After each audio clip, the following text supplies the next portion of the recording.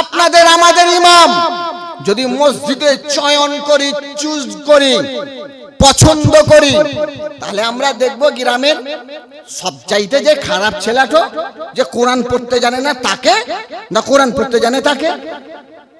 কাকে? যে কোরআন পড়তে জানে তাকে।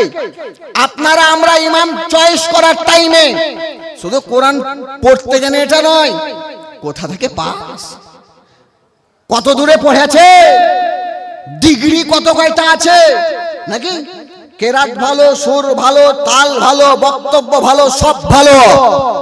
আপনার আমার ইমাম, আপনার আমার মসজিদের ইমাম হবে, কোয়ালিফিকেশন আলাদা হবে, কোয়ালিটি আলাদা হবে, হাই এডুকেটেড হবে, এডুকেশনে যেন উচ্চ মর্যাদায় পৌঁছায় তেমন হবে। আপনার আমার মসজিদের ইমাম যদি শিক্ষিত হয়, আপনার আমার মসজিদের ইমাম যদি ভালো কেরাত পড়তে জানে তবে রাখা হয়।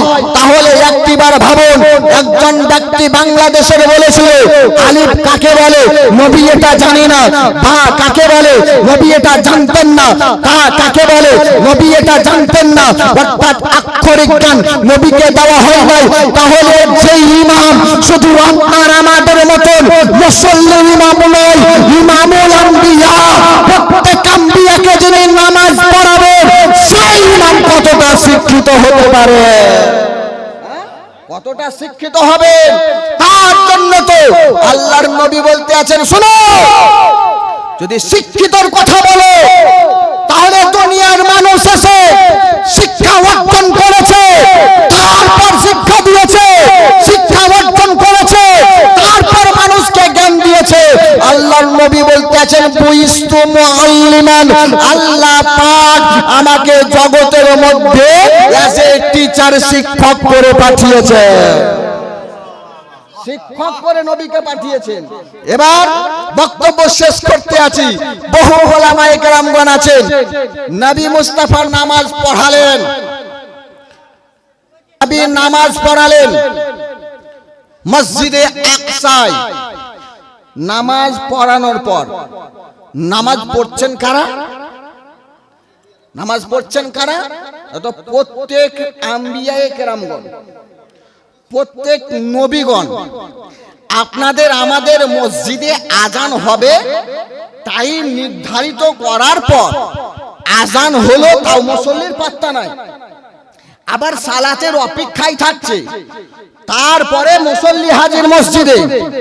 মসজিদে মুসল্লি এলো, নামাজ তাও সমাপ্ত হয় না, পুরো নামাজ ইমামের সঙ্গে পায় না।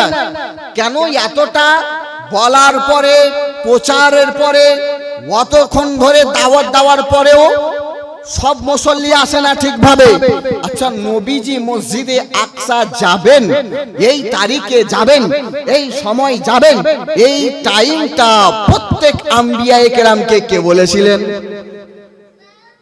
একটা অনুষ্ঠান হলে পরে প্রচারের দরকার নাকি? আজকে যে অনুষ্ঠান হচ্ছে, প্রায় এর পরিকল্পনা, এর বিষয় নিয়ে ভাবনা চিন্তা 15 দিন আগে থেকে চলছে, বক্তাদেরকে দাওয়াত 15 দিন আগে থেকে দেওয়া হয়েছে।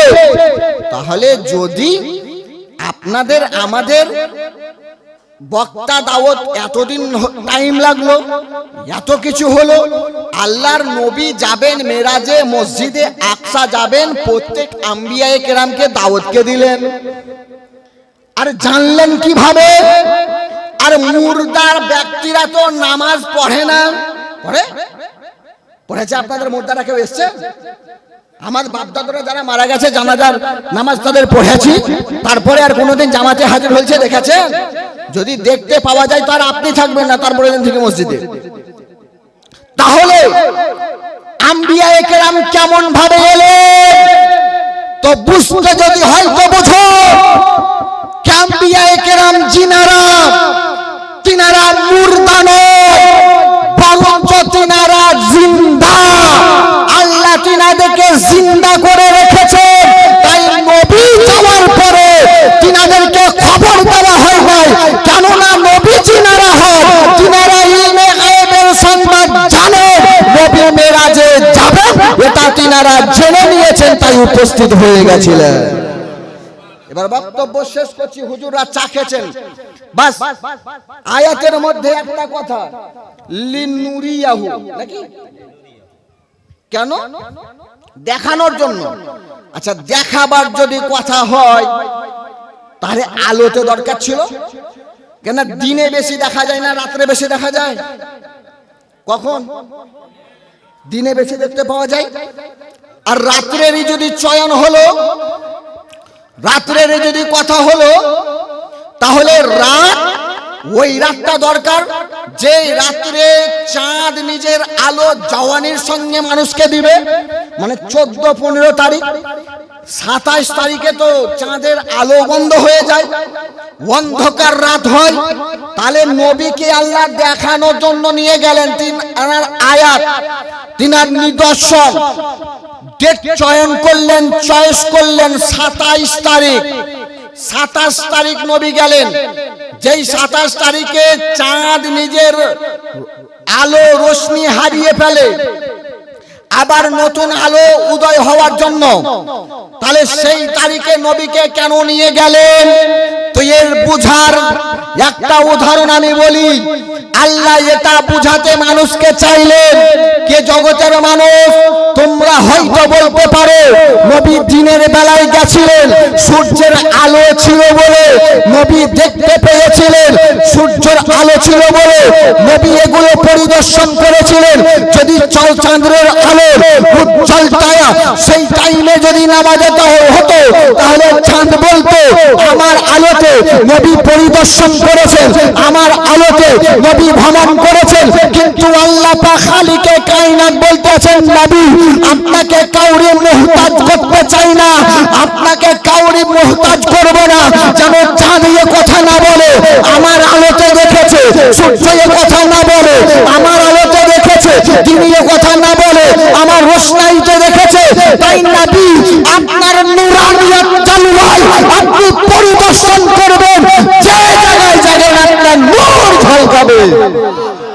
আল্লাহ পাক খালিকে কায়নাত আপনাদের আমাদের সকলকে দিনদার পরহেজগার মুত্তাকি বানান। সকলে বলি, মিলে বলি আল্লাহুম্মা আমিন। আসসালামু আলাইকুম।